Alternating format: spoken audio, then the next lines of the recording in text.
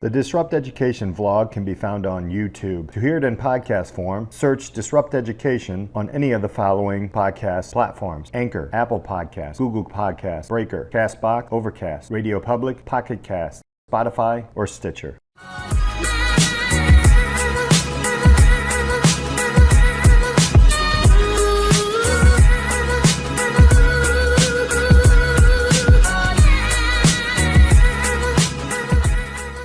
Welcome to this episode of Disrupt Education. I'm Peter Hostrasser. Thank you so much for hanging out with us today. Do me a favor, hit that subscribe button, and we love feedback. So if you can drop us a review, 5 stars are always great. Have a great show today. We have the founder of the Fascination Lab, Ben Radd, is with us today. Ben, thanks so much for being here. Thank you for having me, Peter. Excited to be here. Awesome. So, all right, there's a lot before we get fascinating here, but would you mind giving our listeners a little bit of a backstory about who you are? Yeah, so I immigrated to the United States in 1979 from Iran. My family was fleeing the revolution there, so we came as political refugees, and have made the west coast of California, or of the United States in California, my home pretty much ever since then. Product of both the public school system in Los Angeles all the way through my undergraduate years at UCLA, and then got a JD from Stanford Law School. Went back for my PhD a couple of years later when I realized, for a multitude of reasons, that the private practice of law was not for me and that my heart was in education. And I finished my PhD at UCLA in 2015 and have been teaching there ever since, though I did leave last year to work on my startup, which is an educational tech company, which we can discuss as well. And I've been excited to be a part of the educational world for quite a while now. 79, coming over, were you in school in Iran at all? Before? I was, no, not in school yet. Mm-hmm. It was in nursery school, and came here and was thrown right into preschool, having to learn English at the same time. Yeah, let's unpack that journey. And what was that like coming through? Obviously, culture shift, a lot of different shifts. Walk us through your path in education and some of the highlights and some of the struggles that you saw as a refugee. Yeah, no, thank you. Initially I was an ESL student, or considered an ESL student. Mm-hmm. I remember learning English primarily while my mom, who was teaching as a nursing instructor in Iran, and when we came out here, she needed to get her certification and license to practice nursing in California. So while she was studying for her exams at home with me, I would be watching TV, anything from sitcoms to whatever was on, soap operas were on, and that's how I learned English. I like to joke that I learned most of my English watching Three's Company and I Love Lucy. So that was classic. And that became my first introduction to American culture, was very much through the pop culture of that period, as demonstrated and shown on TV. And education-wise, I, as an ESL student, as somebody who did not have a grasp of the language initially, and I became aware of what it was like to learn concepts that were unfamiliar, delivered in ways that were very unfamiliar, in literally a foreign environment. Mm-hmm. I was in the Santa Monica, Malibu school district, which at the time was, and I think still is, very much, it was a diverse school district. People think of Santa Monica, Malibu as very wealthy, but Santa Monica back then, in the 80s especially, had two sort of very stark divisions in terms of socioeconomic breakup. And I was in the group that my parents were both sort of struggling working class, living in a small apartment.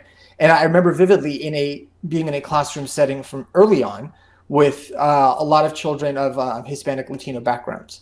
And so I was in ESL and other programs with them. And then there were the American kids, so to speak, the white kids who, for whom English was not a second language, some Asian kids mixed in there as well. But I became very aware of these racial, ethnic differences and how that played out in terms of learning, and how different people learned, and what cultural experiences they brought with them into the learning process. So that was something that I noticed right away. And I tried to figure out which category I fell into. Mm-hmm. That had to be difficult. I can't imagine there were many Iranian students around you or even in the area. Yeah, how was that Yeah. communication? Because as an educator, I know I've been in a school where there's 15, 17 different languages. It's a challenge. However, it's a necessity. Yeah, tell us a little bit about that. How did you figure this out? Absolutely.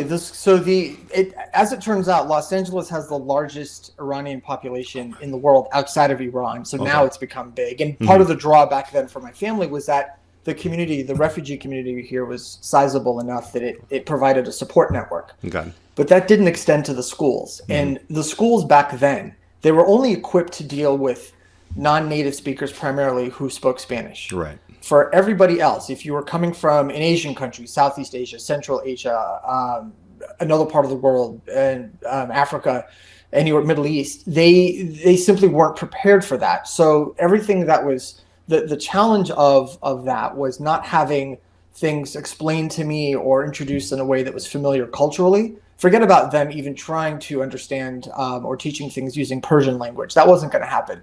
But it was basically I had to quickly adapt to learning things in English, or I had to understand the Spanish explanation or the Spanish support system, Wow. and which didn't make sense for me either because it's not what my parents were speaking at home. So it was a sink or swim very early on.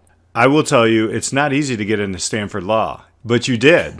So yeah, talk us through like kind of your high school years and then, your undergrad. How did all this shift? Because I think as educators, we're all worried about, is it going to catch up or are they going to be Absolutely. behind? And it's a race kind of thing. Yeah, kind of walk us through that path.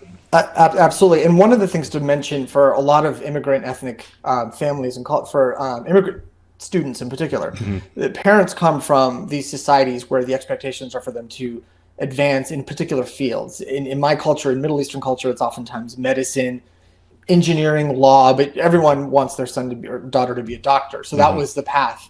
And then I benefited. I went to UCLA, which is a very large, great state school, very diverse, exposed to a lot of different cultural, political, and academic perspectives. And once there, I realized that my voice really belonged, that my desire for advocating for creativity, for my curiosity was really addressed by the social sciences more so than the life sciences or physical sciences.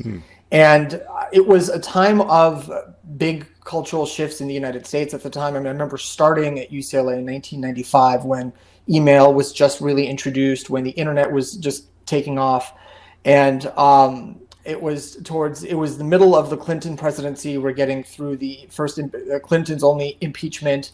And there was a lot of activity, a lot of things to be aware of. And then on the international front, it was the time of, in the Middle East in particular, you had you had the second intifada, or not the second intifada. You had this period of unrest in the Israel-Palestine conflict, which brought a lot of attention on campus. A lot of students were involved. So I looked around and I said, hey, there's a domestic issue that's compelling with the impeachment, which hadn't happened in over 70 years prior. And then you've got this international thing going on, which culminated in the assassination of the Israeli Prime Minister Yitzhak Rabin.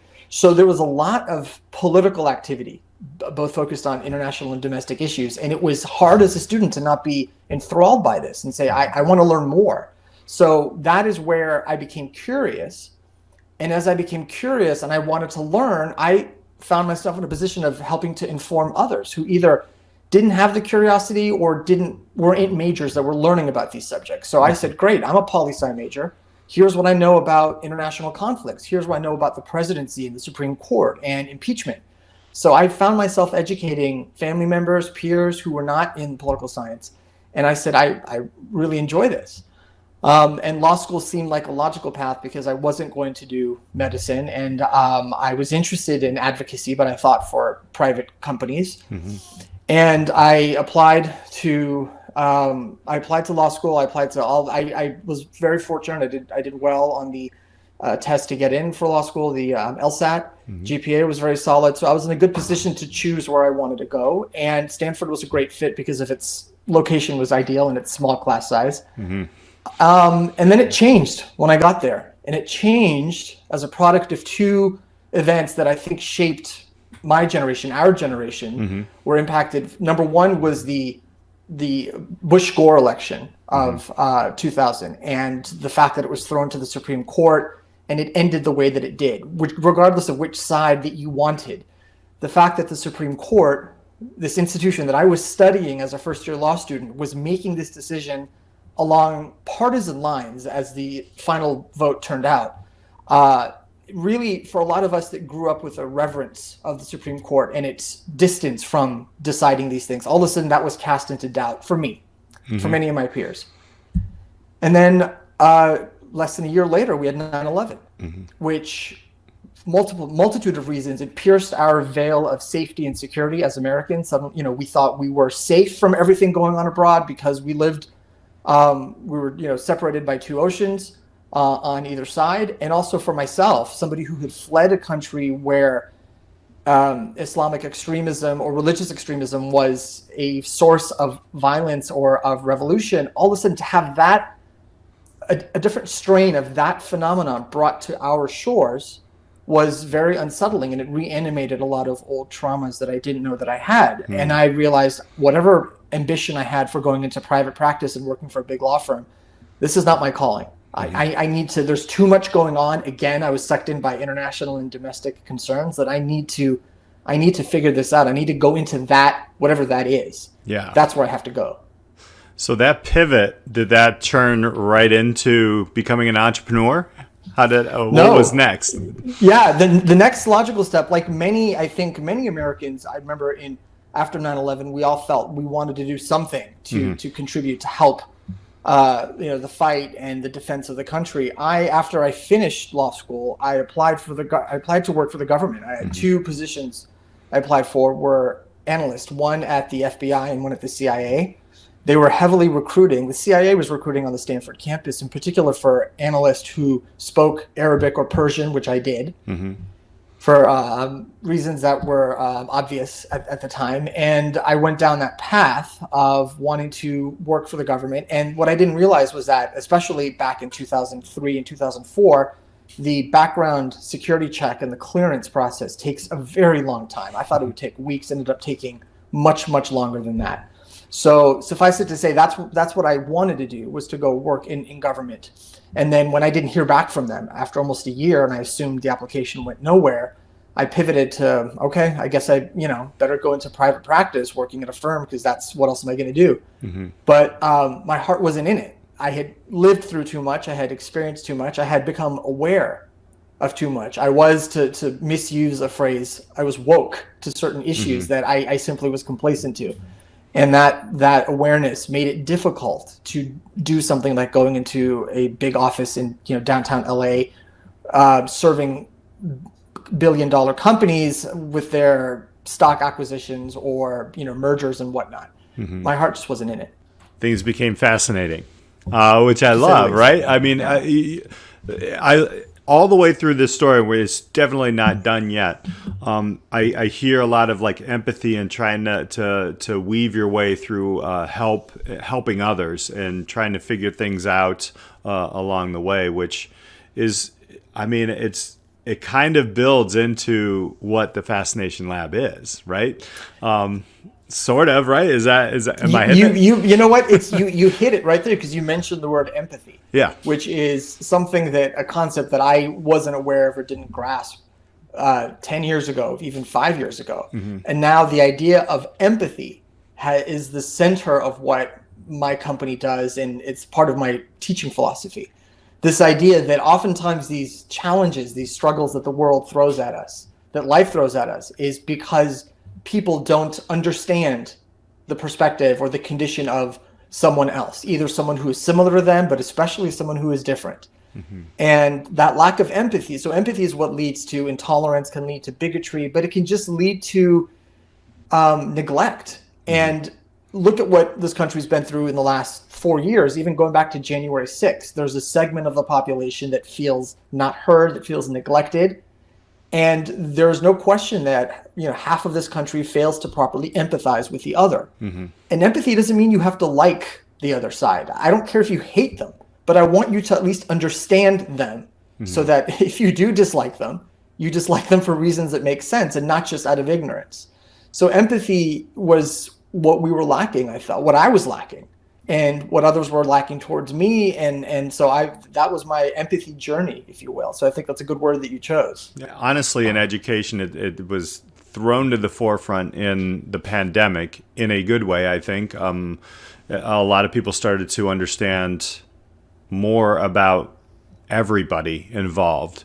We're not there yet, don't get me wrong, but that's why I asked the questions about being someone from a Middle Eastern country, and I knew right away, even as an educator, I wasn't even there, and I knew that Spanish-speaking individuals were probably a little bit on the stage a little bit more than, and there was probably not a lot of understanding in how to move forward with a different language. So now here we are. We have your business, and simulations and experiences. You're disrupting education in a great way. I can see your path through the company, but tell us a little bit more about the empathetic run of what Fascination Lab is, and how you plan on changing education for the better in a pandemic, social justice, all these different isms that are happening. We'll just start there and sure, talk it out. Yeah. There's a mantra that I came across not that long ago that I really have adopted, and I believe in, and it goes, it's learn, earn, and then return. So I feel that our journey as students and then later educators and then as mentors to others has to follow that path, right? Learn, earn, and return. So there's a stage in life where your job is to learn as much as you can. That's during your schooling period. And it's not just the learning you do in school, it's the learning you do outside of school in other phases of life. Mm-hmm. Then you take that knowledge and that experience, you translate it into practical skills, and you earn. You go out there and you earn a living, or you essentially earn capital in whatever form that may be. And you build yourself up and you put yourself in a position where then the third stage comes, where you can then turn around, return, and give that to others. You become a mentor, a supporter, a teacher, an educator, a parent, whatever your role is. But the circle completes. Mm-hmm. And so that's how we sort of continue that growth as a society. And I really like that, because I think that it does describe the path that I've taken, both in forming my company and my own personal development. But the idea is that we, in the learning stage, there are two kinds of learning. There is vicarious learning, which is what almost every class consists of. It's this idea that you are given a case study, an example, a historical reference, an experiment that someone did in the past, and you learn from that, right? So we go to school and we take these tests, and we're supposed to, and these tests reflect what we've learned. The problem, I think, is that a lot of when we get into the real world, things don't operate on the basis of tests and essays and exams. And my students would tell me this all the time. They're like, okay, I'm having UCLA's been great socially, but I don't feel like I really learned anything. I mean, I learned enough to pass a test or pass a course, but I'm not carrying that knowledge on. And I would get this question all the time during office hours, when students usually want to come just to talk about whatever's on their mind, not just the class. And so I began to think about, well, is there a way to change this around? Why are these students not taking practical things and carrying with them? And because what I realized that we're not doing, a lot of us educators, or a lot of educators in my experience, was we're not teaching them practical skills that go beyond the hard skills of the course. So if I'm teaching a class on diplomacy, international diplomacy, it's important not just that I teach them about here's how Reagan and Gorbachev negotiated in the 80s, but I want to actually teach them about human communication and about collaboration and about empathy, right? One of the things Reagan did well later on was he was able to connect to Gorbachev and see things from the Soviet perspective, and he recalibrated his language from an aggressive, evil empire stance to one more of partnership. And whether or not that empathy was genuine doesn't matter. In his diplomacy, he practiced it. So that's a soft skill. And I realized what these students need to learn are these soft skills that transcend this class or that class, so that they can carry that with them for the rest of their lives. And if we do that, then we're doing our job as educators, I believe. So, but I realized, okay, I'm doing this maybe in my class, but can I come up with a method that I can share with others that can be used in any context for high school classes, college, grad school. And that's where the genesis for my idea came, was to use experiential learning, specifically gameplay through simulations, to have students role play in a scenario. And in doing so, they're having fun. They're in a competitive game-like environment, but they're learning those exact skills. They're learning how to empathize. They're learning how to manage in a crisis. They're learning how to adapt and be resilient. They're learning how to communicate and advocate. And they're learning how to engage both their peers, their teammates, and a broader audience. And that's what I've built the company to do, was to teach those skills, but underneath all of it is empathy.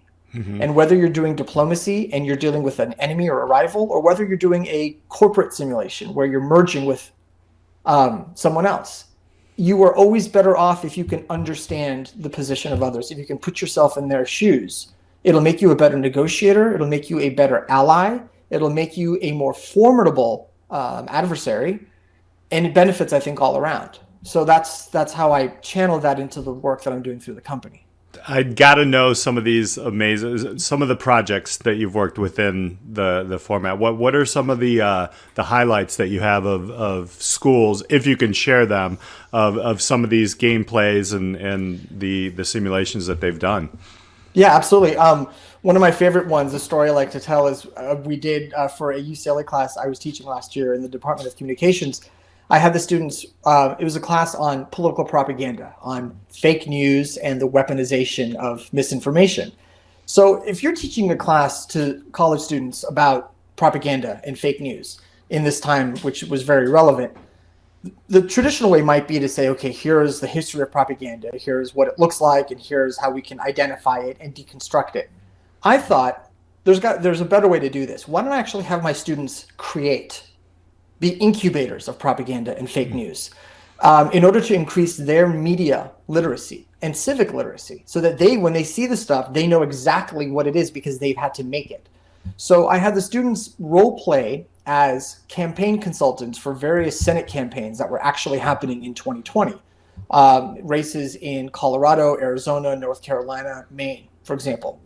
And one particular one involves around the students who were doing the Colorado Senate race. So it was John Hickenlooper against the incumbent Cory Gardner. Cory Gardner was the Republican, John Hickenlooper the Democrat. So the students were playing campaign strategists on each side, and their job was to create a viral social media clip or a video or an article, a meme, a tweet, whatever. It was their choice. The students doing the Cory Gardner team created posed themselves as a Hickenlooper consultant, and they created a fake Twitter account, and they made it seem very real, and they put something out there that besmirched Hickenlooper, made him look bad. Mm-hmm. This tweet, after about 2 hours of being on Twitter, somehow made its way to the Democratic Senate campaign headquarters in Washington, and then to apparently Chuck Schumer's office or somewhere in the senior level. And they were concerned that this was going to look bad for the Hickenlooper team. So they contact the Democratic campaign headquarters in Colorado and try to get to the bottom of this and undercut the story to get in front of it. This then makes its way to the Associated Press, and one of their reporters out of Denver contacts my student because they responded to that Twitter account, and that my student set up the account, so it went to my student. He then reached out to me and said, I have this AP reporter asking me questions about this. What do I do? So he looped me in because I needed to step in. And then the chair of my department was brought in because he was also. So basically, for a moment, they thought, am I creating a troll factory out of my class? I said, not at all. This is all for a simulation. It's all for education. But for a fleeting moment, for maybe an 8-hour period, my students actually potentially shifted the meter ever so slightly in a actual political campaign. Mm-hmm. And if the goal was to teach them the power of propaganda and social media, what better way to do it than to have them actually give them the tools to create something that did just that? So rather than vicariously learning about something the Trump campaign or some other campaign did, they got to be that. Mm-hmm. And that to me demonstrates the power of experiential learning and learning something that they could not have done in any other way. Right. That I will tell you that kid will never forget the AP calling them. And that's Seriously. talk about an Yeah. experience, right? Yeah. So I got to ask then, as you're doing these, these experiences and stuff, is there ever a line like where there can be safety and these challenges? I'm sure that's why your department chair jumped in as well, because in our education, especially in secondary. Obviously, safety is first. What are your thoughts on a safe place to do that? I know some people, and I agree that is a great experiment. It's no one's really getting hurt. It's kind of it's an extreme learning experience. However, some people would see it as, you know what, Ben, this is a little bit on. So how do you deal with that? How do you clarify that line, or do you? Well, that's a good question. And oftentimes that line gets pushed with each simulation that we do. With one that I did last year after the one I just described, so later in the year, it involved students representing different countries as part of this broader negotiation, this diplomacy exercise. And I had one student group that was doing India versus Pakistan, and they've had a long-standing religious political dispute going back to British partition days. And so the students that represented the Indian delegation decided to create I believe a TikTok or an Instagram account to advance their views. It wasn't part of the class, but they wanted to do this to supplement. Mm-hmm. And in doing so, they actually incurred the ire of local Indians in India who disagreed with this position this group was taking. And all of a sudden they were getting very aggressive, almost threatening and offensive comments on social media. And then the students quickly had to shut that account down.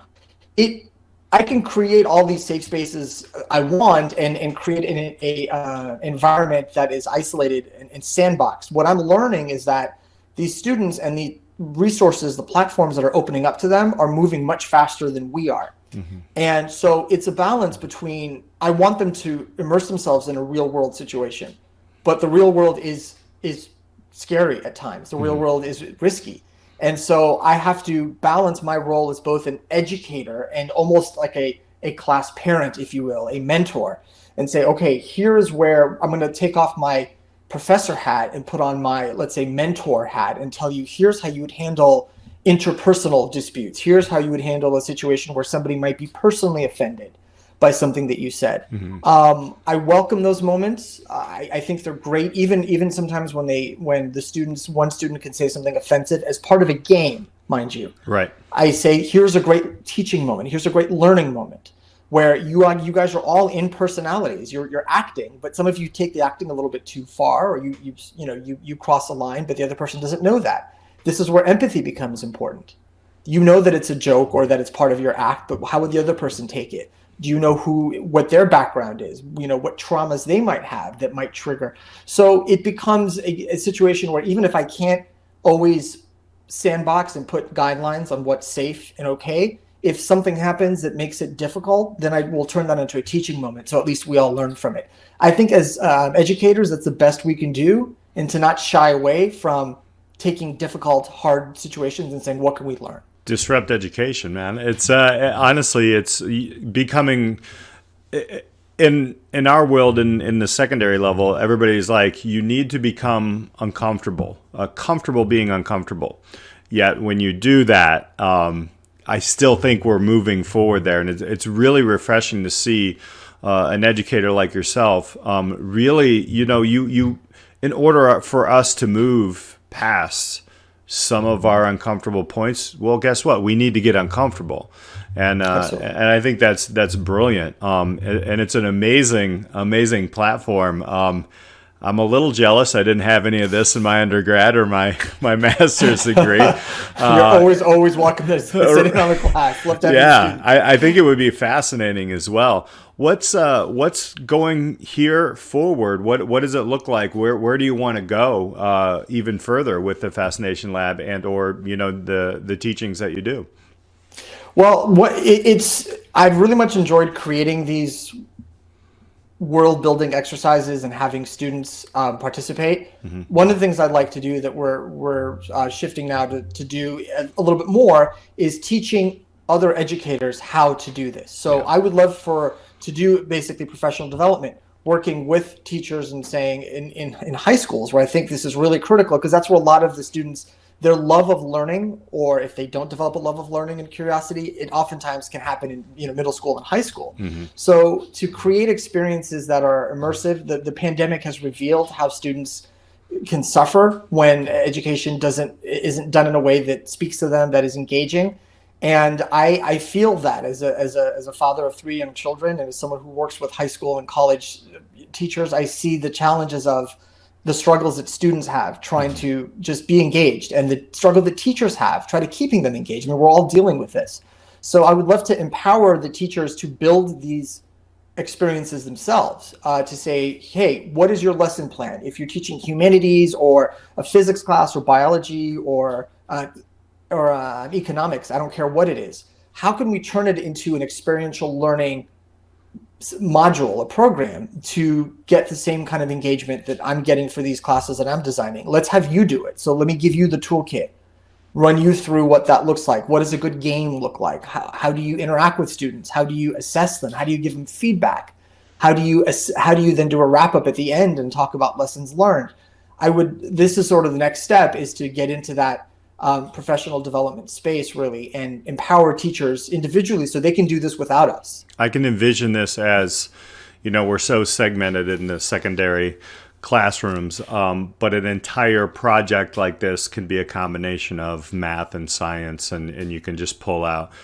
I cannot wait to see what comes next. I want to give a chance to have people understand, where can they learn more about you and the Fascination Lab. I don't know why I'm killing that today. Yeah, sorry about that. No problem. Our website is fascinationlab.co, so it's not .com but .co. And I'm on Twitter at Benjamin Radd.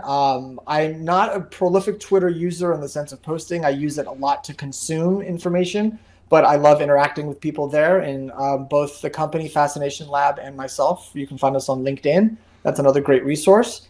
And we'd love to hear from people, and we'd love to get into discussions with other educators. I am still learning. I'm a student as much as I'm an educator, and I think may I stay a student for a long, long time, because there's a lot I can learn from others' experiences as well, and I'd love to be a part of anyone's journey. Fantastic. We are all learners until the end, my friend, right? So I love that. I hope so. I really appreciate it. A true disruptor. Thank you for sharing your story, Ben. And thank you for having me. This is amazing stuff. And we'll put all the notes down there for you listeners if you want to connect. Thank you all for listening to Disrupt Education. We'll check out next time. Make sure you hit that subscribe button. We'll talk to you later.